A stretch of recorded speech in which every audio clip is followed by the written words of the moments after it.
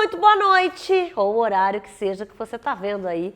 Programa da Regina que está entrando no ar agora, ainda mais perto de você, né? A hora que você quiser e onde você estiver.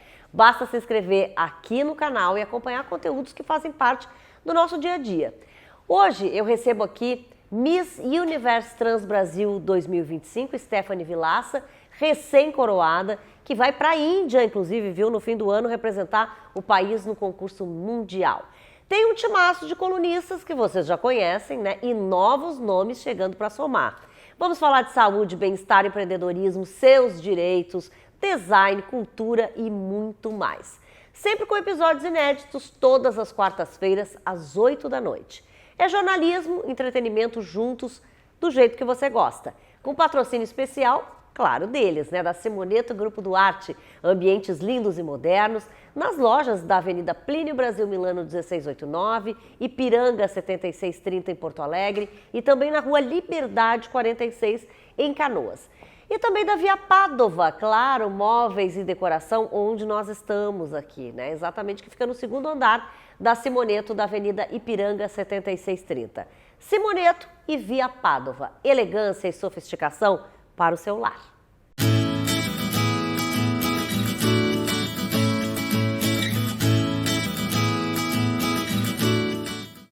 Abrindo o programa com ela, Roberta Prestes, a nossa arquiteta, e trazendo temas bem bacanas aqui, mas também relacionados a outras áreas, né?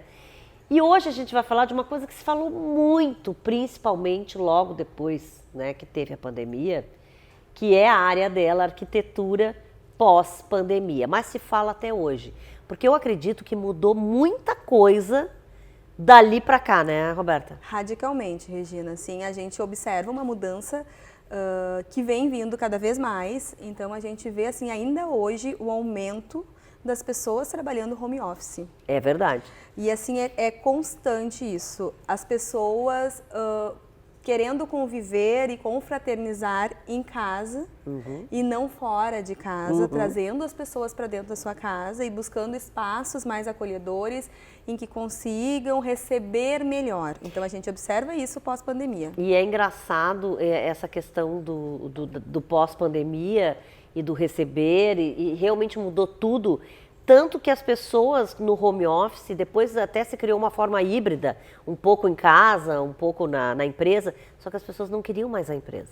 Exato. As pessoas não queriam mais pegar trânsito, né, Regina? Porque se tornou mais cômodo de uma certa forma, né, para algumas pessoas. Então, hoje mesmo eu tenho casais que cada um tem um escritório dentro de casa porque trabalham home office e isso veio pós-pandemia, né? Pois é, eu ia te falar isso também, que o home office é legal porque tu pode ter dentro da tua casa exatamente o escritório que tu sonhou. Porque se tu tiver numa empresa e tiver uma sala, tu não vai poder escolher tudo do jeito que tu quer. Não, e outra, tu dá o teu toque, né? Tu vai poder te sentir mais à vontade. Eu acredito que a pessoa, em muitas situações, trabalha até melhor, né? Claro que tem aquelas pessoas que realmente não se adaptam a essa rotina de trabalhar em casa, mas a gente vê muito crescente isso, assim, e muitas mudanças também de hábito que a gente vê nas pessoas, questões principalmente de vida em casa e vida noturna, que a gente diz. Sim. Que a gente vê que os restaurantes hoje, 11 horas, nós não temos mais pessoas na rua. Se fala muito em crise da noite gaúcha, Exatamente. Né? Por conta de que as pessoas que saem hoje querem sair cedo e voltar cedo. Exato. Eu acho que isso aí tem uma relação, sim, com a pandemia, na questão também de saúde, porque eu vejo que as pessoas hoje buscam também saúde, né? E dormir também mais cedo, dormir acordar mais cedo, cedo. Exato, fazer uma atividade física de manhã, ter esse tempo, né, para si. Mas eu também vejo a questão das pessoas quererem estar mais no seu lar. Então, a casa ganhou uma valorização pós-pandemia gigantesca. Eu ouvi coisas até de gente que não tinha, por exemplo, casa própria e que passou a ser uma coisa muito importante, que morava de aluguel, enfim, e decidiu, eu preciso comprar uma casa, um apartamento, porque isso mudou dentro da pessoa. Exatamente. Muita gente, alugava e teve essa inversão imobiliária nesse sentido, porque justamente se deu por conta. Eu preciso investir no meu lar e eu não vou investir em um imóvel que é alugado, eu vou investir no meu imóvel. Né? Até para botar ali todos os detalhes e as coisas que quer botar. Bem Exato. isso mesmo. Muito né? isso, assim, a gente viu e vê pós-pandemia essa mudança, assim. Eu acho que uma coisa que também cresceu muito foi a questão da cozinha, né? As pessoas passaram a valorizar demais a cozinha. Isso, a integração, né? A gente vê hoje os espaços multifuncionais, que a gente chama, né? E muito integrados. Então, tipo assim, a cozinha, né, como centro da casa, que nós, povo gaúcho, temos muito isso, de ter essa cozinha como centro da casa, E de poder acolher. cozinhar e conversar ao mesmo tempo com as pessoas. Exato. Né? De tu tá aqui, tá conversando com o pessoal ali, não tá só no teu espaço de cozinha ou não tá só no teu espaço de sala, né? Exatamente. E a gente viu também uma outra questão que foi da biofilia, que se tornou agora, estamos num boom, né, que a gente diz, mas é trazer a natureza para dentro de casa. Então a gente observa também isso. Então isso também veio, também nesse período pós-pandemia, da gente trazer essa questão de ter uma oxigenação melhor em casa, porque a gente sabe que quanto mais plantas a gente tem em casa, mais a gente também aumenta essa questão. Sim, tem gente que, por exemplo, a árvore a pessoa constrói e mantém a árvore ali onde ela está, né? Isso é muito legal, quer dizer, a pessoa constrói em volta, né, da árvore, ou aproveita essa árvore. Então é isso, quer dizer, as pessoas realmente estão muito querendo ficar em casa. Eu tô nessa turma, viu, Tu tá Roberta? na turma de Tô ficar em nessa casa. turma. Obrigada, viu? Logo, eu que logo, agradeço. quarta-feira que vem, claro que já tem tema inédito aqui da Roberta também, e fora os shorts, né, as coisas, os conteúdos todos que a gente está passando. Bom, e claro que a gente está falando em casa, está pensando em renovar a sua casa aí, dar uma cara nova, né, para o seu ambiente de trabalho. A Simoneto Grupo Duarte tem o projeto ideal para transformar o seu sonho em realidade e com condições que sempre cabem no seu bolso, tá? Quem explica melhor para a gente é ele, né, o diretor comercial da empresa, o João Lacerda. Simoneto Grupo Duarte, há 17 anos transformando sonhos em ambientes sofisticados e personalizados aqui no Rio Grande do Sul. Para você que ainda não me conhece, meu nome é João Lacerda, sou diretor comercial da Simoneto Grupo Duarte. Aqui cada projeto é criado sob medida para transformar o seu sonho em realidade com muita sofisticação, elegância e exclusividade. Trabalhamos com materiais de alto padrão, tecnologia de ponta e um atendimento totalmente personalizado. Cada móvel é feito milimetricamente para refletir a identidade do cliente, entregando funcionalidade com elegância. São mais de 17 anos de experiência, 10 mil projetos realizados e tradição e expertise no seu projeto com processos devidamente testados e aprovados pelos nossos clientes. Você conta com uma empresa com 5 anos de garantia e também a primeira empresa no ramo de imóveis planejados com um setor especializado no sucesso do cliente para atendimentos especiais de pós-montagem e assistência. Transforme agora o seu lar com quem é referência em imóveis planejados de alto padrão. Vem conhecer a Simoneto Grupo Duarte. Estamos prontos para realizar o seu projeto com excelência.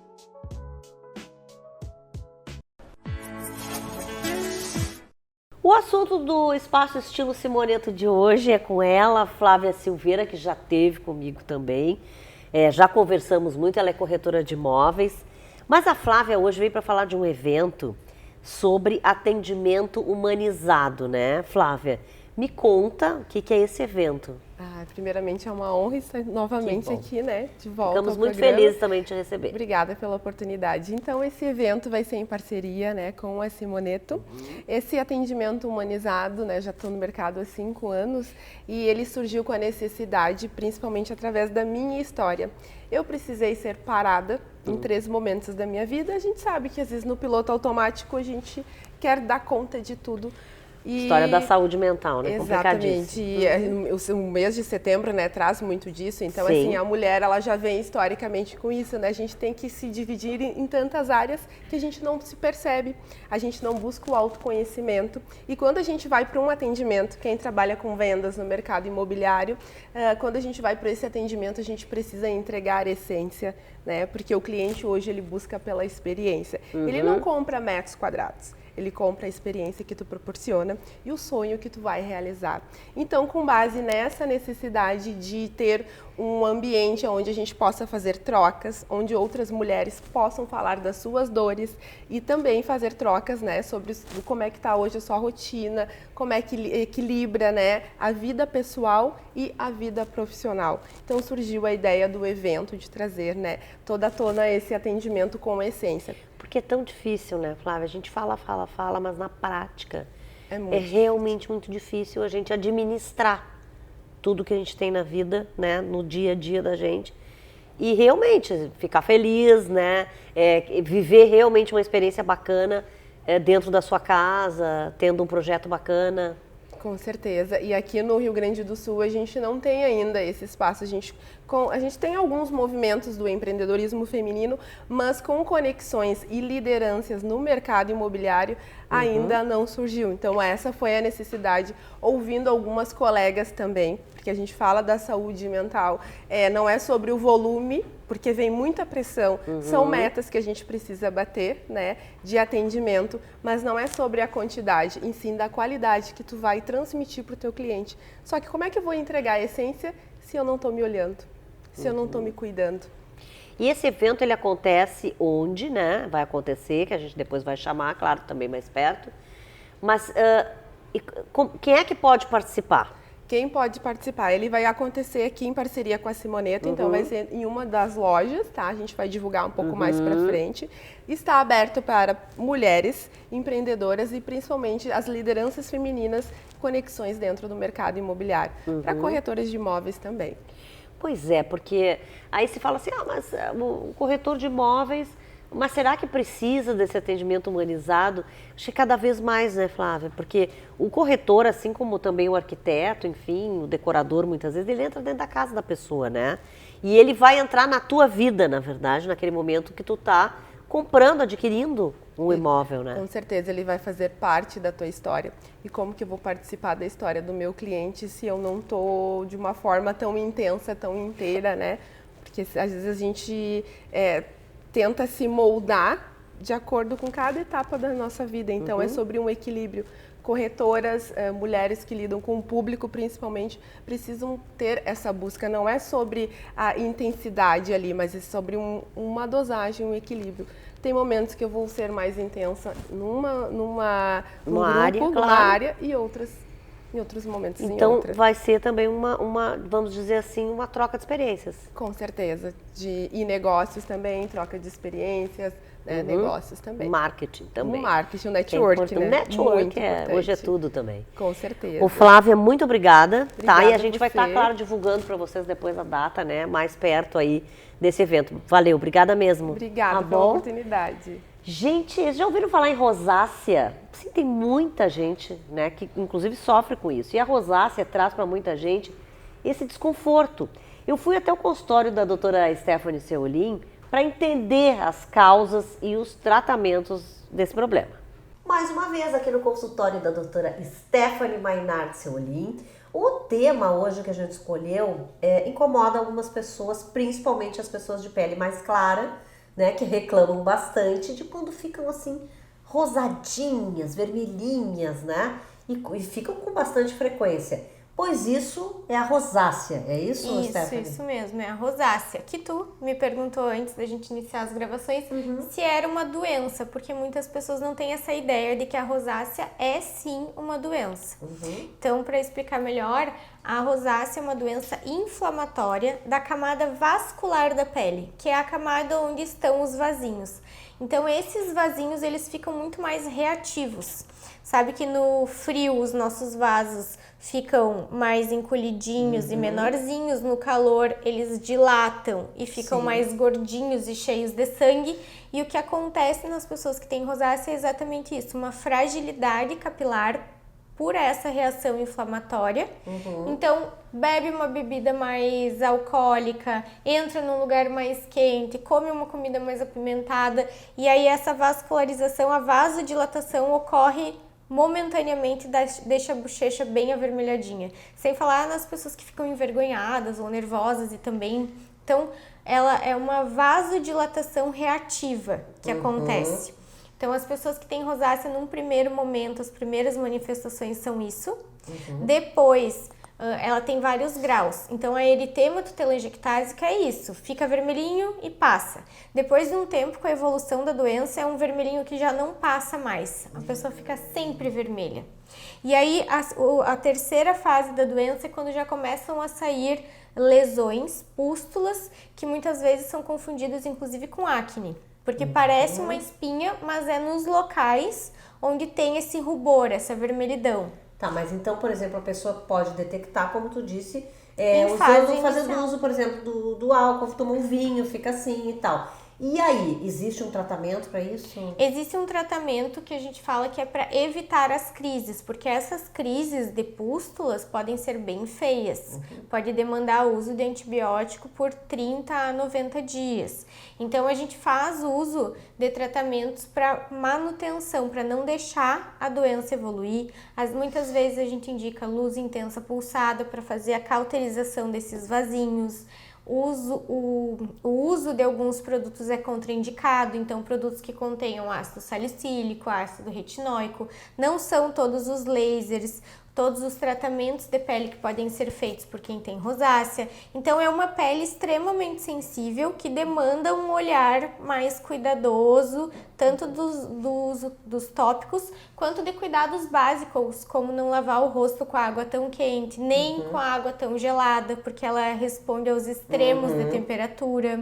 Então cuidar os produtos, cuidar isso de não beber, principalmente os destilados e o vinho, fazem mais vasodilatação, comidas muito apimentadas. Então, tem vários cuidados que a gente orienta, tanto de produtos quanto de cuidados do dia a dia. O sol, o calor mesmo, piora também a rosácea. Mas pode surgir do nada? Ou a pessoa já pode até vir, isso pode ser genético, ou enfim? Geralmente é genético, mas é uma característica daquela pele. Então, não é uma doença que se pega, não é por um vírus, por uma bactéria, é uma característica daquela pele e tem a genética tá muito envolvida sim. Então, quem tem a mãe, a avó, as tias tem rosácea, é mais clarinha, tem a pele branquinha.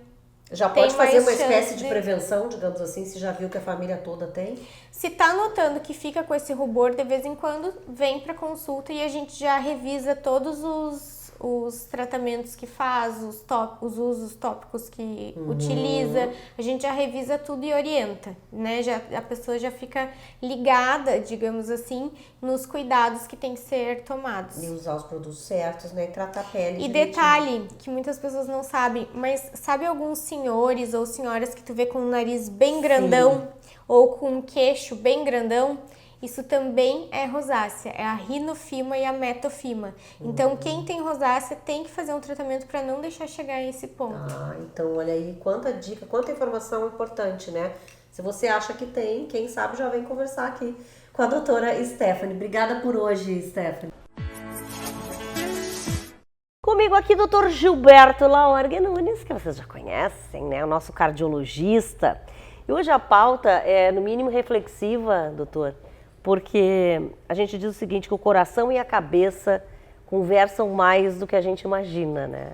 Exatamente. E isso é muito importante. E vamos falar de saúde mental, é claro, em relação aí a doenças cardiovasculares. Tudo bem? Tudo bom, Regina?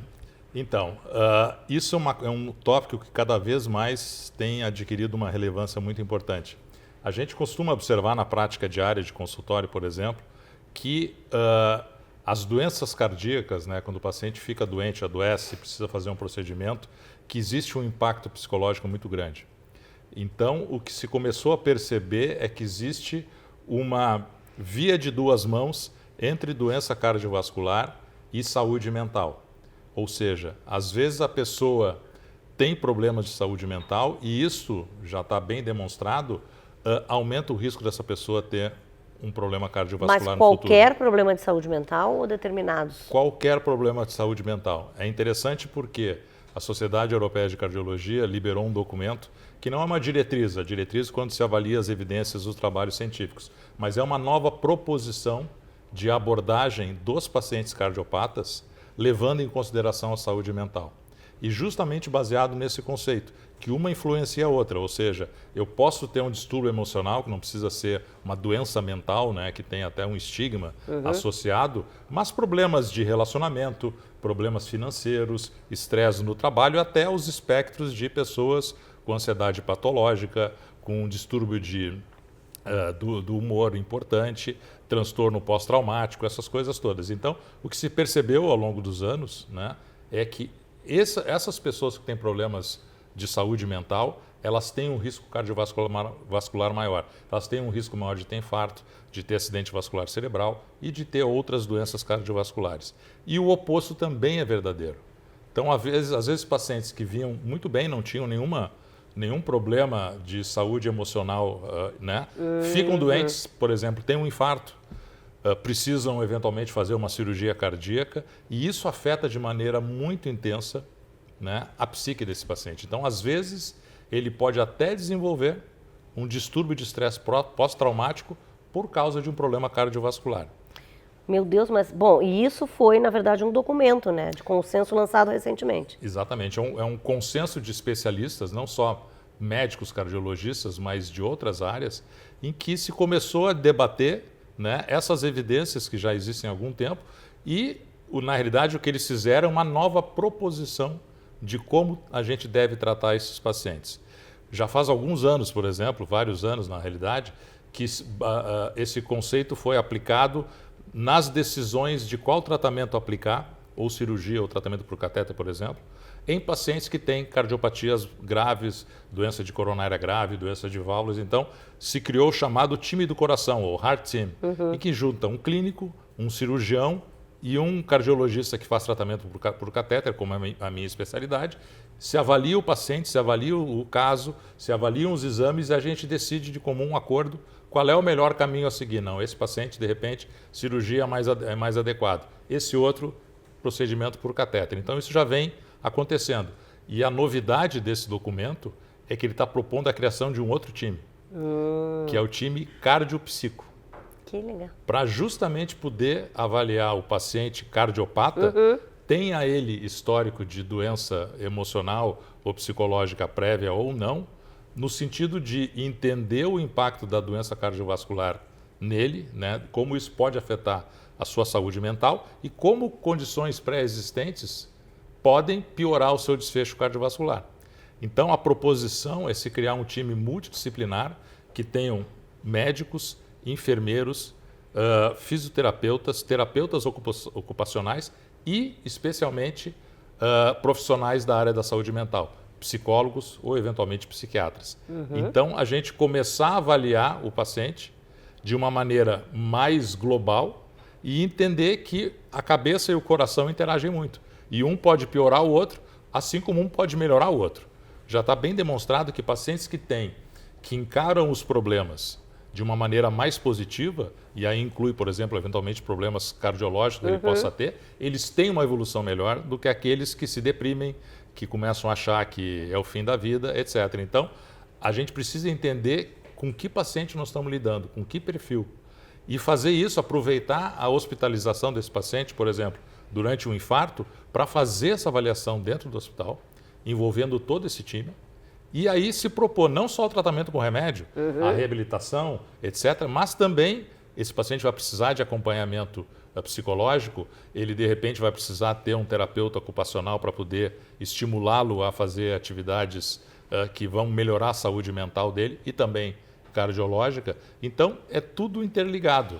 Mas essa conexão, né, cabeça e coração, ela é tão forte que nós comentamos, daí não só falando de saúde mental, mas falando mesmo que a pessoa, tudo reflete, né? Até a questão da pressão, por exemplo. Certamente. Que a pessoa, sabendo que ela vai lá tirar a pressão, ela já está com medo, ela já está ansiosa, porque a pressão pode ser alta ou pode ser baixa demais, Claro. E ela já fica nervosa e isso já acarreta. Isso já acarreta uma mudança, né? E a gente tem que fazer a meia-culpa, né? Porque a gente, como médico, às vezes a gente não pensa nessas questões de saúde mental. A gente fica muito focado, o que a evidência diz que eu tenho que dar de remédio para esse paciente, qual é o melhor tratamento, etc. A gente tem que entender que, às vezes, esses diagnósticos podem piorar uma condição subjacente. Eventualmente, o paciente está com um problema no trabalho, um estresse de trabalho muito grande, medo de perder o seu emprego e tem um evento desses, isso agrava. Então, a gente precisa entender para poder dar o melhor atendimento, o melhor suporte para esse paciente. É que cada vez mais é isso, a medicina é um todo, né? A medicina é um todo e o nosso corpo, né, cabeça e mente, eles estão integrados. Exatamente, que é a mensagem, né? Cuidar da mente é cuidar do coração. É cuidar bem do coração, com certeza. Obrigada, doutor Gilberto. Muito bom. Eu que agradeço. Valeu mesmo. Muito obrigada. Gente, e agora tem aquele momento jurídico, né? A doutora Virgínia Lobato Flores fala hoje sobre o abandono afetivo de mãe. Oi, doutora Virgínia. Oi, Regina. Hoje vamos falar sobre o abandono afetivo de uma mãe, mas principalmente aquela que é causada pelo genitor, que é o que mais acontece, e como isso pode se transformar num processo judicial. Bom, o abandono afetivo ocorre quando um dos pais deixa de cumprir as obrigações emocionais e de cuidado com o seu filho, causando daí danos significativos ao seu bem-estar emocional e psicológico. O abandono afetivo, ele pode ser caracterizado de diferentes formas e manifestado a partir de, vamos lá, ausência de afeto aos filhos, omissão, discriminação. Às vezes um filho de um relacionamento é tratado de forma muito diferente do que um filho de um segundo ou de um primeiro ou de uma relação extraconjugal. A falta de apoio emocional, psicológico, social. Bom, inúmeras situações que possam, enfim, gerar problemas psicológicos às vítimas, que são os menores de idade. A tutela do abandono afetivo não é material. Eu aqui hoje não estou falando de pagamento de pensão alimentícia, e sim de algo estritamente sentimental. Quando um pai deixa de atender as necessidades emocionais dos filhos, seja na convivência, até pelo abandono do direito de visitação. Porque sim, a visitação é um direito do menor de idade e não do pai. Assim, um pai que paga mensalmente a pensão alimentícia pode ter configurado o abandono afetivo. Situação bastante comum é quando um filho é fruto de um relacionamento extraconjugal, o pai, o genitor, corre para pagar a pensão alimentícia, mas nunca visita, né? Não tem nenhum vínculo emocional com essa criança. É preciso compreender que o dever de cuidar não é uma opção do pai ou da mãe. Dar atenção, cuidado e ter responsabilidades é obrigação dos genitores. E é a partir do rompimento, do descumprimento desta obrigação que surge o dever do pai, que gerou o abandono, indenizar moralmente essa criança ou esse adolescente que sofreu por essa ausência paterna ou materna. Em 2022, o Superior Tribunal de Justiça condenou um pai ao pagamento de indenização por abandono afetivo. A menina que processou o pai foi abandonada quando tinha 6 anos. E aí foi então o pai condenado a ter que pagar o valor de R$30 mil a títulos de danos morais. No seu voto, a ministra Nancy Andrighi considerou que os traumas e prejuízos emocionais decorrentes dessa parentalidade irresponsável, e aí a questão do rompimento das obrigações, pode ser quantificado e qualificado como qualquer dano moral, como a gente tem no acidente de trânsito, numa briga de vizinho, porque sim, porque os traumas eles são evidentes. Cada situação será analisada de forma subjetiva e o valor arbitrado de acordo com a situação pessoal de cada família. Logo, se você está vivendo uma situação como essa ou conhece alguém, procure um advogado e pleiteie o que é direito do seu filho. Até o próximo programa.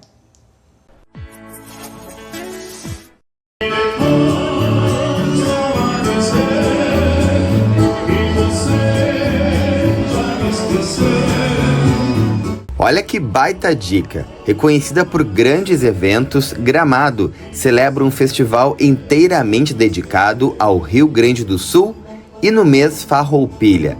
Na sua segunda edição, o Gaúchos teve a abertura oficial no último dia 12, na charmosa Rua Coberta, e com um grandioso espetáculo Gaúchos, com mais de 50 artistas em cena. É o meu Rio Grande do Sul, céu azul, terra e cor, onde tudo vem secando, cresce e o que mais floresce é o amor. Desde o dia 5, a cidade é invadida com música, dança, trajes típicos e sabores que contam a história do nosso povo. Entre os destaques está o Cordeiraço, um grande churrasco de cordeiro no piquete do Lago Joaquina Rita Bier, com chefes renomados, degustações e rodas de conversa sobre culinária campeira. 30 restaurantes de 9 cidades da região também participam no Gaúchos, com pratos criados a partir do cordeiro, já que o Rio Grande do Sul é o principal criador de ovinos do país. Além de exaltar as tradições, o festival também carrega um gesto de gratidão. É um símbolo da força do povo gaúcho e da reconstrução do estado após as enchentes de 2024. As apresentações e visitações acontecem todos os dias, são gratuitas e seguem até o dia 28 de setembro. A programação completa está nas redes sociais do evento, @Festival Gaúchos.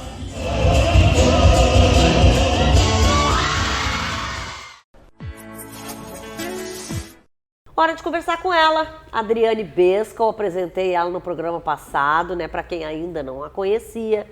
Ela já foi colunista do programa da Regina também, há uns 2 anos mais ou menos. E fala sobre um assunto que todo mundo tem medo de alguma forma ou não tem informação, né? Que é sobre feridas. E ela até disse que ela adora esse assunto, claro, para curar, né? As feridas todas. Mas hoje, Adriane, o teu assunto é lesão por pressão, na verdade. Primeiro vamos explicar o que é isso. Então tá. Isso é mais uma coisa que assusta. Sim. A lesão por pressão. Ela mudou de nome, na verdade. A maioria das pessoas conhece como escara, que era aquela lesão que, por algum momento onde a pessoa usa acamados... Tá, né, doente há muito tempo, enfim. Que ficam mais expostos. Mas as pessoas que, por algum motivo, ficam imóveis em algum momento... o período pode ser até o mínimo 6 horas, em 6 horas já pode começar uma lesão. Nossa, não sabia, achei que era só dias, enfim, meses. Então, as medidas preventivas são importantes, né? Então, hoje os hospitais têm protocolos para cirurgias, para evitar que numa cirurgia mais prolongada já se saia com uma lesão, né? Então, tá, mas então, em princípio, por exemplo, se a gente já sabe que vai ter uma cirurgia, por exemplo, que vai, já chama a Adriane lá, porque a Adriane vai fazer medidas preventivas, é isso? Pode acontecer. Nos hospitais, na verdade, já tem equipes preparadas para isso. Mas, por exemplo, uma pessoa que sofreu um trauma e teve a alta do hospital, foi para casa e vai precisar ficar acamada. Então, a gente já tem que pensar em medida preventiva, não esperar aparecer a lesão. O que seriam essas medidas preventivas? A gente tem partes do corpo onde tem uma chance maior de desenvolver essa lesão, que são o que a gente chama de proeminência óssea, onde a gente tem pouco tecido de gordura. Então, é onde a gente tem o osso muito perto da pele, né? Então, assim, aqui perto da escápula, nos glúteos, né? Nos joelhos, onde a gente tem uma pressão muito forte do corpo. Coluna também, né? Exatamente, do corpo diretamente na cama, né? Ou na cadeira também. Então, a gente tem que ter um colchão adequado, até mesmo curativos ou, né, espumas que a gente coloca diretamente no corpo para evitar diminuir, na verdade, essa pressão. Os cuidadores, se essa pessoa precisa de cuidadores, treiná-los para as mudanças de decúbito, os posicionamentos. Às vezes, quando a pessoa não tem condições de mobilizar totalmente, a gente tem como mobilizar partes do corpo, evitando que ela sofra um excesso de pressão em determinadas partes. E essas escaras, elas só vão aumentando com o tempo se não há uma prevenção? Sim, porque onde tu não aliviar essa pressão, a lesão continua. E se não houver tratamento nessa lesão, ela vai continuar aumentando. E ela é classificada por graus, né? Ela tem graus de... A nomenclatura muda com o tempo, né? Mas assim, ela vai de mais superficial a mais profunda. Até ela não ter uma classificação, porque a gente não sabe até onde ela foi. Tá, e além da prevenção, por exemplo, o tratamento em si, né? Como tá dizendo, além, claro, da pessoa ficar virando, né? Enfim, a gente já sabe. Mas assim, se usa algum produto exatamente, o que a gente pode fazer? Sim, a gente usa produtos desde a hidratação, quando está bem no início, se ela já tem um período, se esse tecido já está desvitalizado ou com áreas de necrose, a gente tem que fazer debridamento ou usar produtos específicos para retornar essa circulação. O laser é uma terapia que se usa muito nesse tipo de lesão, para que possa melhorar a circulação no local, né? Até mesmo porque ele é anti-inflamatório também. Áreas onde tem muita dor, também como analgesia. E pode recuperar, por exemplo, totalmente isso, caso... não estou dizendo a pessoa que não vai poder mais se locomover, mas pessoa que depois de um tempo vai levantar, enfim. Quanto tempo demora para recuperar? Depende de cada lesão, do estágio que está, mas a gente consegue recuperar a pele sim. Né? E tem cura? Tem. Total? Tem cura. Agora, se a pessoa não tratar e não prevenir, quer dizer, pode ficar alguma marca? Pode. E quanto mais deixar essa lesão evoluir, mais a cicatriz vai ficar, mais marcas vai ter, porque daí o tecido mais prejudicado ele vai estar.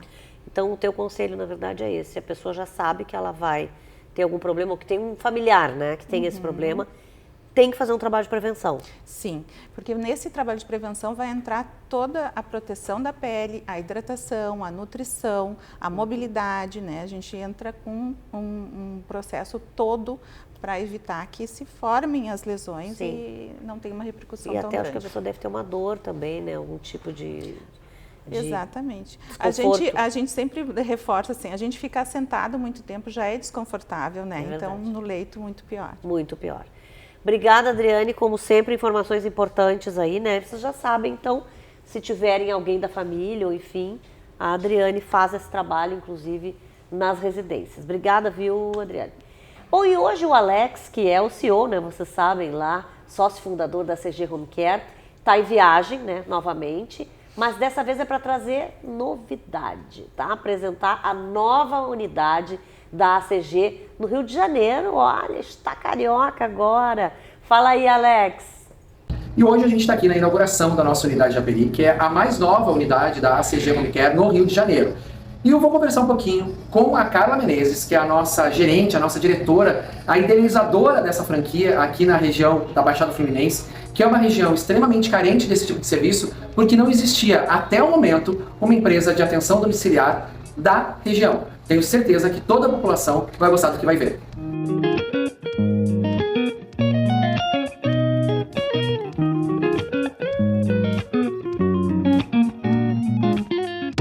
Então, Carla, esse negócio é muito novo para ti. Queria entender como é que é o teu sentimento de ser agora dona de um negócio, saindo do assistencial.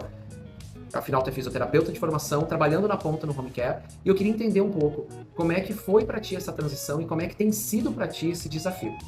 Então, Alexandre, assim, a parte do assistencial, né, que eu já tenho há 8 anos, né, então a gente é totalmente diferente do administrativo, que envolve também a parte de informática, a parte de faturamento, né, são outras coisas que a gente não estava acostumada antes, né, mas estou me adaptando. Né, nada que a experiência não consiga resolver, né? Eu sou muito empenhada em tudo que eu faço, então vou tirar de letra daqui uns dias.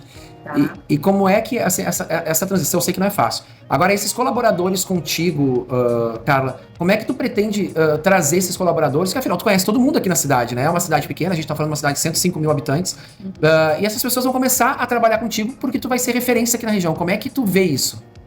Então, até falei com a Elis, né, que é a nossa enfermeira. Eu falei com ela. Vocês vão conhecer daqui a pouco, tá, gente? Quem a gente vai conhecer.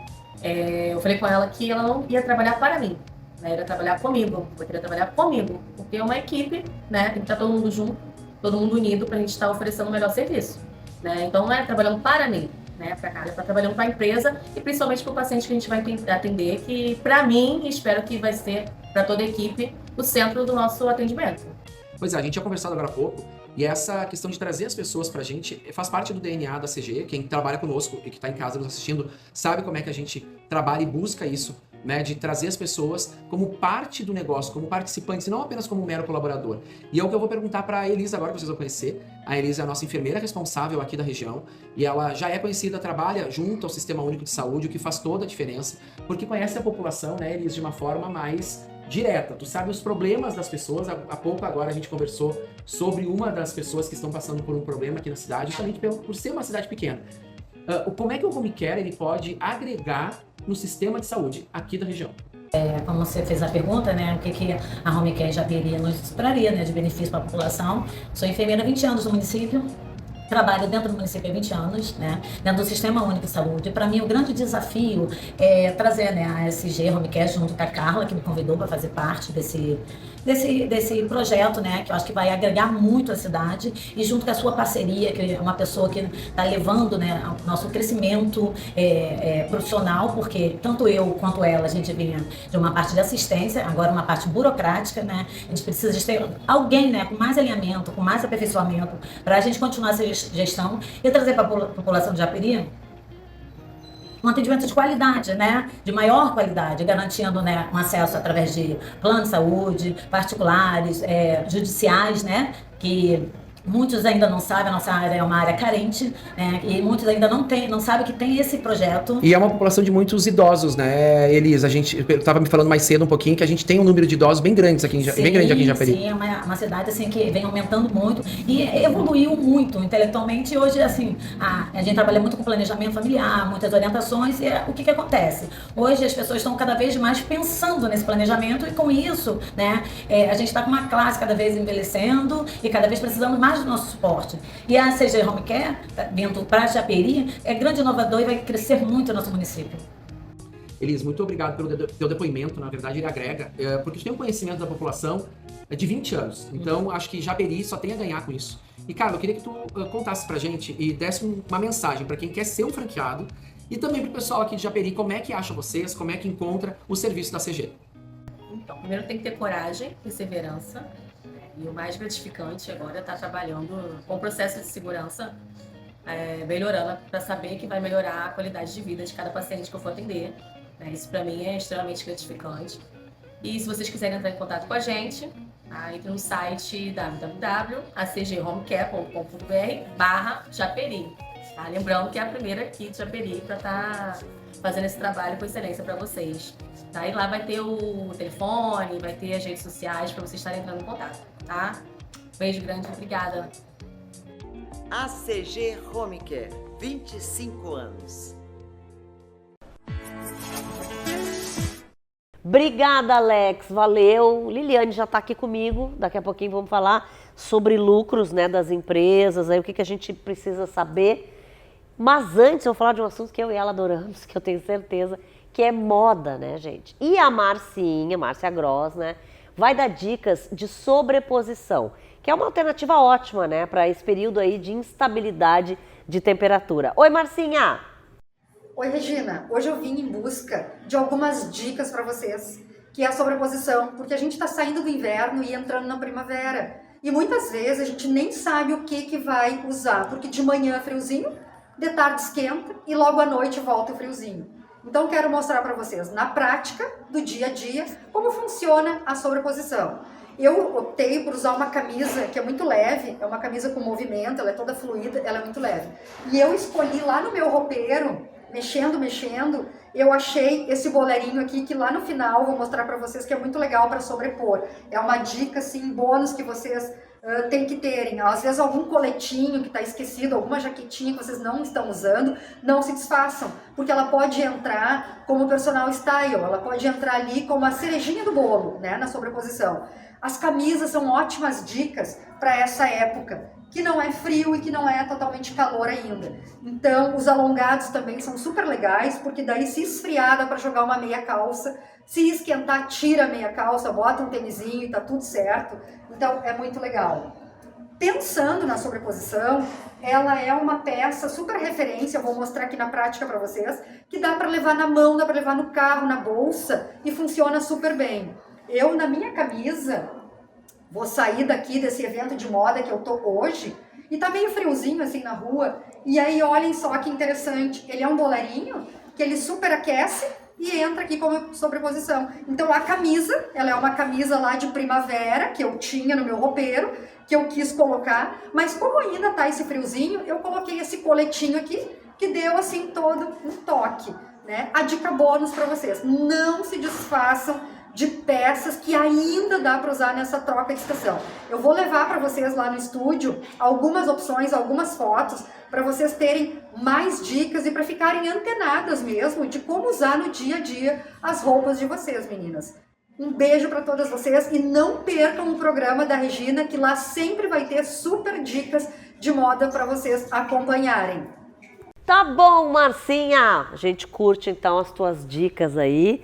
E a Liliane Castro, que vocês já sabem, né, que é contadora, tá aqui comigo. Hoje ela quer falar sobre um assunto que é a distribuição nos lucros, né, das empresas.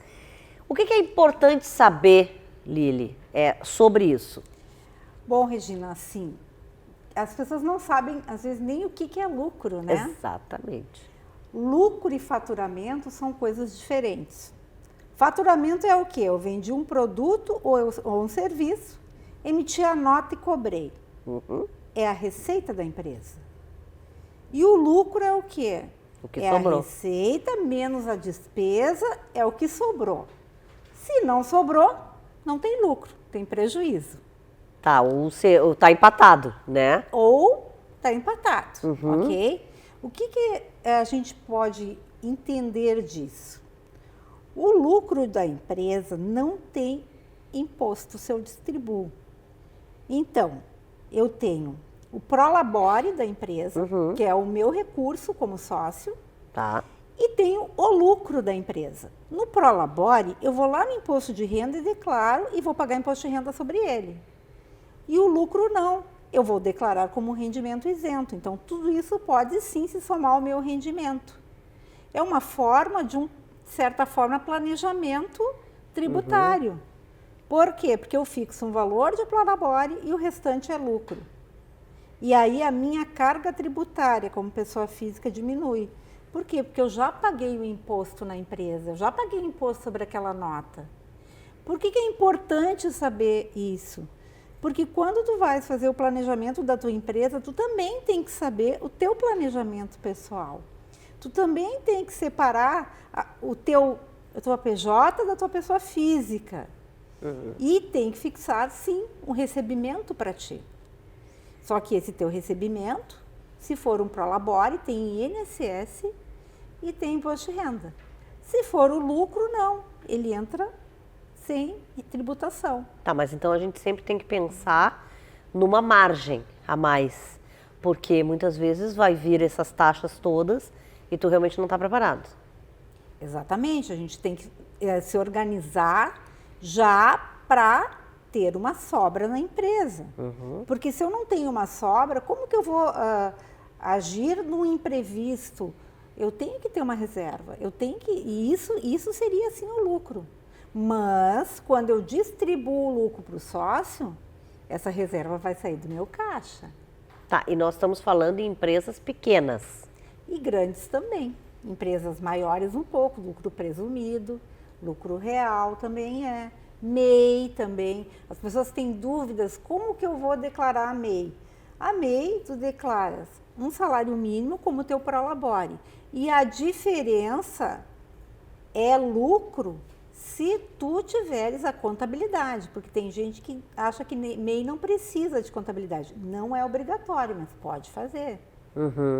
Eu já ouvi falar mesmo isso, que se fala, porque MEI não precisa de contador, a pessoa pode fazer sozinha, mas também pode se atrapalhar muito com algumas regras, é isso?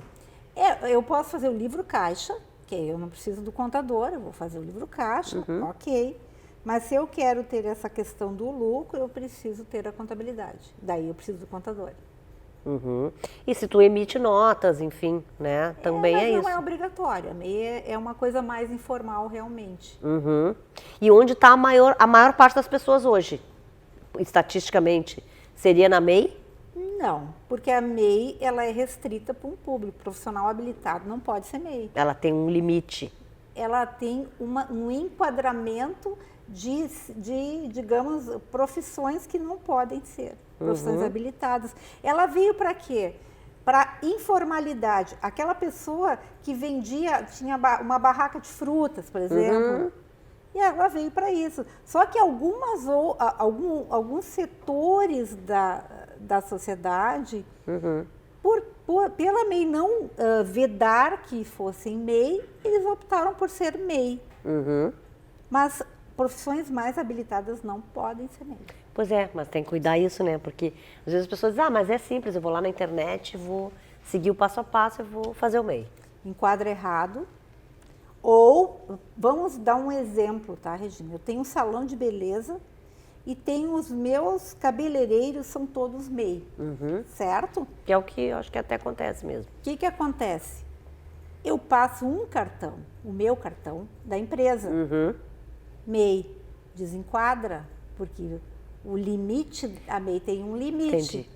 E aí desenquadrou, eu às vezes nem me dou conta, eu vou receber da Receita Federal uma cartinha, desenquadrou, daí tu vai ter que migrar para o Simples. Só que vai ter que retroagir a data que desenquadrou e pagar tudo. Meu Deus do céu, aí, além de pagar errado, eu ainda tenho que pagar. Então, por isso que eu digo, eu não me meto onde eu não entendo. Tem que ter uma assessoria mais direta de um contador. Com certeza, por isso que te temos, Lili. Obrigada. Então, ele sai de lá, né? Vocês já sabem, lá de trás da câmera. Veio me incomodar aqui, não, tô brincando. Não veio me incomodar, mas ele vem para falar de Limonada Zen, né? Eu acho que as reportagens do Limonada Zen, elas sempre trazem, assim, aquele gostinho de quero mais e a gente ficar refletindo, pensando sobre aquele assunto. Porque são assuntos, aliás, que às vezes a gente nem Nem tinha sabe parado que existe. e nem tinha parado para pensar também, muitas vezes, né? E hoje é um desses assuntos, que é caminhada afetiva. Exatamente, Rê. A gente tá tudo de verde, né? Na Meu esperança, Deus, hoje tá tudo de verde limonada mesmo. zen. É sofá, é roupa, é tudo. Sabe que existem várias terapias, né? E as pessoas estão procurando muita ajuda para a saúde mental. E eu descobri um professor de educação física que também estuda psicologia, enfim. E ele tem um trabalho muito interessante, que é uma caminhada afetiva, onde a pessoa não faz uma terapia, né, caminhando, mas sim é uma caminhada terapêutica. Vamos ver? Bem, vamos ver, claro. Passos largos, passos curtos, rápidos ou mais lentos. O importante é caminhar. A Organização Mundial da Saúde recomenda 10 mil passos por dia para cada pessoa, o que dá uma média de 8 quilômetros, mas com 4 mil já se tem benefícios para a saúde. Caminhar não é excelente apenas para o corpo, mas alivia o estresse e a angústia. E caminhar conversando com alguém pode tornar a vida mais leve. Então vamos conversar e caminhar? Olá, Adriano, tudo bem? Oi, Luiz, tudo bom? Tudo bem, um prazer te ter aqui comigo. Obrigado pelo convite.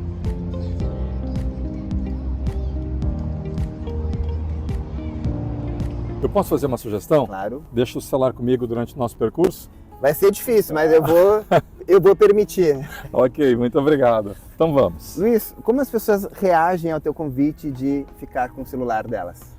É muito subjetivo, né? Cada pessoa reage de uma forma, reage de um jeito. Tem pessoas que têm um pouco de resistência, apresentam um pouco de resistência. Que é difícil hoje, né? No mundo tão conectado. Exato, né? Tão ligado, né? Mas também tem pessoas que nem trazem o celular. Além de ser uma ótima proposta de dar um intervalo, fazer uma reconexão consigo, com a natureza e com outra pessoa. Como surgiu a ideia de conversar caminhando? Pois é, Adriano, na verdade é uma releitura, né? A ideia de conversar caminhando vem de uma proposta que a psiquiatria, a psicanálise se utilizaram muito tempo no Brasil, nos anos 90. Isso aconteceu em Santos e em Porto Alegre, com pessoas que tinham características bem específicas de não conseguir ficar em locais fechados, né, por questões diversas, né? Mas também foi inspirado na questão peripatética, né, que vem dos gregos no sentido de aristotélico de conversar caminhando, indo e vindo, trocando ideias. Tu diz caminhada terapêutica e não uma terapia. Qual é a diferença? A gente pode pensar a terapia como algo que tem, entre muitas propostas, né, já regras estabelecidas, uma metodologia estabelecida. Terapêutico pode ser muitas coisas. Você ouvir música pode ser terapêutico, você dar uma caminhada no parque. E como funciona? Quantas sessões? Bem, o desenho dos encontros vai depender muito da demanda de cada participante. Tem pessoas, por exemplo, que procuram para ter um encontro por semana. tem outras pessoas que procuram de forma quinzenal ou até mensal. Depende muito da demanda de cada participante. E quanto tempo de caminhada? Aproximadamente 60 minutos. Vamos ter isso como uma referência. Às vezes acontece um pouco menos ou pode ultrapassar um pouquinho também a partir das questões emocionais que a gente vai percebendo em cada encontro. É muito artesanal. E quem é que te procura? Público de diversas faixas etárias e pessoas que, de uma certa maneira, precisam desde companhia, conversa, um local para colocar os seus pensamentos sem um julgamento muito forte. Então, pessoas também, como nós comentamos a respeito do busca uma reconexão com a natureza, tempo para si, é um tempo privilegiado para a própria pessoa. Faz bem para ti caminhar com elas? Faz muito bem. É uma via dupla. Eu acho que ofertar um pouco de tempo, de uma escuta afetiva, é tão forte para quem traz esta fala, porque sai mais leve, mas também para quem escuta, que se fortifica e sabe que está entregando algo a partir desse encontro.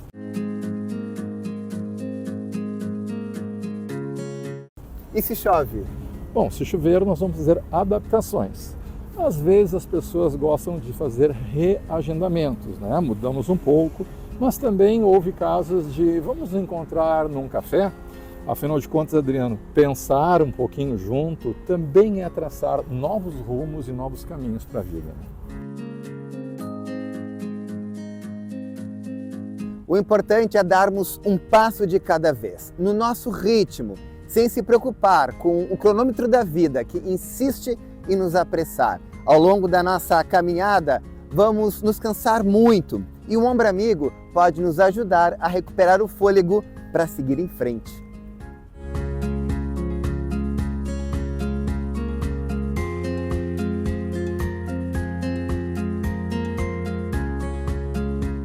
Recebendo aqui, com muita honra, tá? Nesse sofá aqui da Simoneto, a nossa nova Miss Universe Trans Brasil 2025, Stephanie Vilaça, do Amazonas. Isso. Muito bem.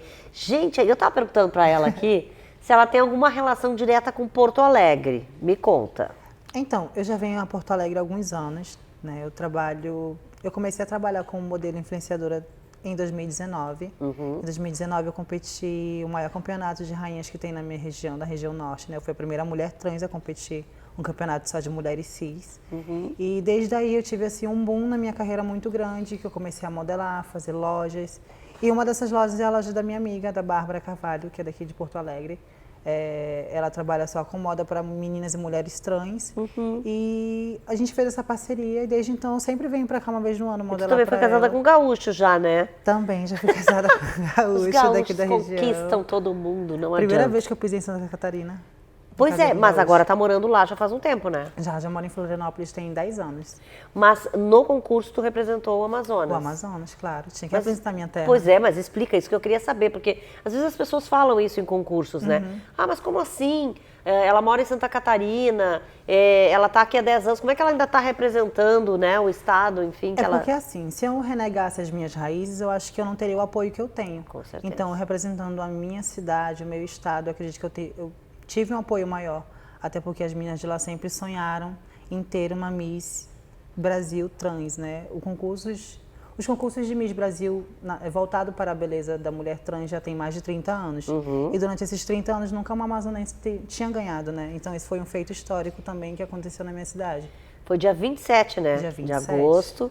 E agora, claro, tu tá te preparando para o Miss Universe Queen 2025, Isso. que acontece na Índia, dia Delhi. 7 de dezembro. A Índia tu já foste? Não, mas se eu te contar que eu sempre sonhei que a minha primeira viagem internacional fosse para a Índia, porque na minha cidade eu faço parte de uma companhia de dança chamada Dança Internacional da Caxemira. Ela traz um pouco da cultura indiana para o Brasil, então ela é a principal companhia de dança que representa a cultura hindu no Brasil. Tu vê como isso acontece mesmo, né? Eu acho da que gente a força sonha. da atração. Claro que sim. Sempre sonhei. Tu vê sonhar com isso, com a Índia. Bom, tu deve estar emocionadíssima só de pensar. Gente, eu passei 2 dias sem aparecer nas redes sociais, só chorando de tantas mensagens. De verdade, eu me senti muito acolhida e muito amada pelo público. Assim, eu nunca tinha imaginado que teria essa proporção toda. Na minha cidade, saiu em quase todos os sites de fofoca da minha cidade. Então, assim, para mim foi surreal. Eu demorei mais de 48 horas para digerir o que tinha acontecido. E depois que eu fui rever todo o concurso aí, que eu fui entender o que tinha acontecido. Eu li algumas coisas ali sobre ti e eu vi que tu fala muito dessa questão de que foi muito tempo, muitos anos, né, de preparo e de persistência. Sim. Claro. Queria que tu falasse um pouco sobre isso. Então, como eu te disse, em mais de 30 anos de concursos voltados para a beleza das mulheres trans, o Amazonas nunca tinha ficado nem no top 3 desses concursos. E o Multi me deu uma nova oportunidade de poder representar as meninas da minha cidade. Eu acho que muitas já sonharam em estar no pódio. E desde o ano passado, é a segunda vez que eu venho, ano passado eu disputei, fiquei em segundo lugar, fiquei como vice-miss. E naquele dia, assim que eu saí do palco, eu falei, eu vou vir de novo ano que vem. Porque eu acho que a persistência vence a insistência. Então, tem uma frase lá numa de nossas palestras, que a palestrante disse assim, network é tudo. E eu fui aprender o que era o network. Então, eu fui entender, eu estudei um pouco. E estudei o concurso, eu vi o concurso várias e várias vezes. E estudei onde eu tinha errado. E dessa vez eu me preparei para mim não pecar onde eu errei ano passado. Uhum. E deu certo. Eu vi que tu falaste ali também dessa questão de que tu tinha até medo, né, de pisar num palco por questões de violência, de preconceito, que tu deve ter passado por muito tempo, né? Eu acho que hoje em dia é bem menos do que era uns 10 anos atrás. Ainda bem. Né? Mas a gente está aqui porque, querendo ou não, eu sou uma porta-voz. Agora eu sou uma... Como eu posso dizer? Eu sou uma representante da minha comunidade. Então, a gente está aqui para furar essa bolha mesmo, para mostrar para as pessoas e para a sociedade que a gente pode e deve estar em qualquer lugar. A gente pode ocupar nossos espaços. Afinal, a gente não pode ser resumida só a ser uma cabeleireira, uma maquiadora ou até uma acompanhante de luxo. A gente pode abranger outros setores. Não, e uma representante da diversidade geral, né? Sim. Na verdade. Sim, até porque durante o confinamento eu convivi com meninas de 17 estados, né? E cada uma com sua história diferente, com suas profissões. E aquilo me encantou. E ali eu vi que realmente nós precisávamos de uma uma mulher que falasse por todas nós, que pudesse contar todas aquelas histórias. Então, acho que durante o confinamento mesmo eu fui eleita entre as meninas, né? Assim, elas diziam que eu era uma das favoritas delas mesmo, e aquilo para mim foi muito gratificante. E tu já sabe mais ou menos depois, né, da Índia, enfim, qual é a trajetória, né, dessa Miss Trans, o que são os projetos para ti? Gente, eu planejei até dezembro a minha vida. Então, de dezembro em diante, eu não sei o que vai acontecer. Vamos se acalmar, né? Não é assim. Calma, depois a gente vê, é isso, né? Mas assim, tem que viver muito bem de isso aí. De imediato, a gente está em busca desse bicampeonato para o Brasil, então nós só esperamos isso de ti, inclusive. Sem pressão nenhuma, né? Não, sem pressão nenhuma, imagina. E só esperamos, claro, até porque se tu vencer, a gente quer que tu volte aqui, né? Para nos contar como é que foi e como é que foi realizar o sonho da Índia, gente. Isso é muito bacana. Eu não quero nem começar a pensar, porque eu já fico ansiosa. Já estava ansiosa para chegar aqui em Porto Alegre. Agora tu imagina, para chegar lá em Nova Delhi. Vai ser maravilhoso, tu vai ver. Vai sim, imagina. Eu tenho certeza que o nosso Brasil vai ser Com dos certeza. grandes destaques nesse concurso. Querida, parabéns. Tá Muito bom? obrigada. Olha, muito merecido, sem dúvida. E é isso, a gente tem que batalhar pelo que a gente quer. Obrigada pela oportunidade Imagina. de estar aqui e poder Volte falar pelas sempre. meninas. O sofá está à disposição. Obrigada. Tá bom? Gente, o programa da Regina fica por aqui, tá? Hoje passando para lembrar, claro, que vocês têm que rever, né? Esse e outros programas no canal da Regina Lima no YouTube. Então aproveita e te inscreve, tá bom? O programa da Regina tem patrocínio especial da Simoneto Grupo Duarte, ambientes lindos e modernos, nas lojas das avenidas Plínio Brasil Milano, 1689, né? Avenida Ipiranga, 7630, onde a gente está, em Porto Alegre, e também na Rua Liberdade 46, em Canoas. E claro, temos que falar da Via Pádova, móveis e decoração, que é onde a gente está mesmo aqui, né? No segundo andar, na Simoneto da Ipiranga, tá bom? Simoneto e Via Pádova, elegância e sofisticação para o seu lar. Beijinho, te vejo aqui no canal.